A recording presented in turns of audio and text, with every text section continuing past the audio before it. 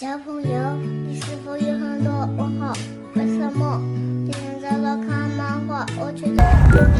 បងប្អូនអរគ្នាឥឡូវនេះគឺយើងមកដល់បឹងលើភ្នំបងប្អូនបឹងលើភ្នំគេទឹកធំនេះដែរបងប្អូនយើងមើលអញ្ចឹងយើងគិតថាធម្មតាគិតថាវាអត់មានទឹកទំនប់ទឹកអីអញ្ចឹងបងប្អូនអានេះនៅកន្លែងហ្នឹងគេហៅទំនប់ទឹក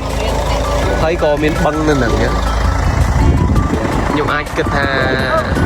មិនខ្ញុំអាចគិតថាខ្ញុំគិតថាមានត្រីធំៗនៅហ្នឹងបងប្អូនដោយសារវាជាប្រភេទបឹងគេធំណាស់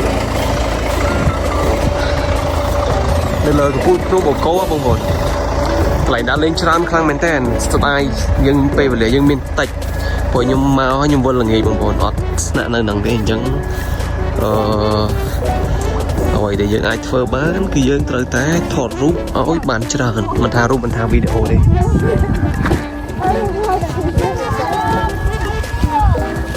ហើយគេមានហាងកាហ្វេគេមួយបងប្អូន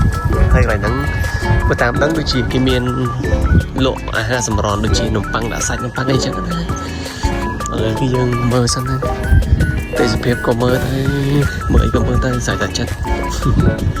តែឥឡូវនេះគឺយើងចូលមកក្នុងនេះសិន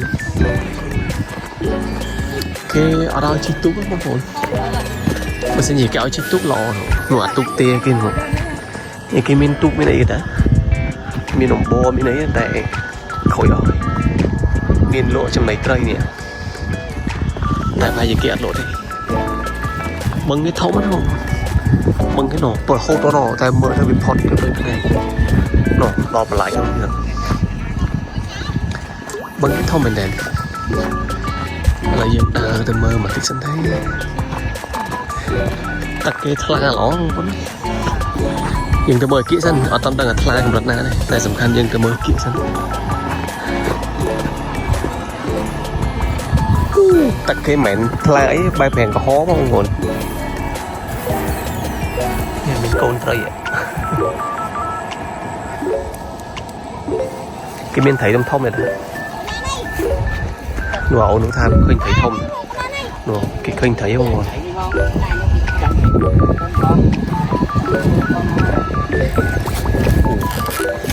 ន់មកនេះបងប្អូនត្រីក្រហមអានេះប្រភេទត្រីចិញ្ចឹមត្រីនេះសិតត្រីចិញ្ចឹមត្រីក្រហម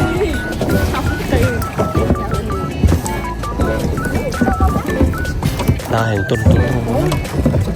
តែគេនេះខ្ញុំគិតថាក៏ហែងជ្រៅគួរសមដែរមិនរែកប្រហែលអូនេះបងប្អូននេះសិតត្រីសបោត្រីក្រហមមានត្រីខ្មៅដែរត្រីគេចិញ្ចឹម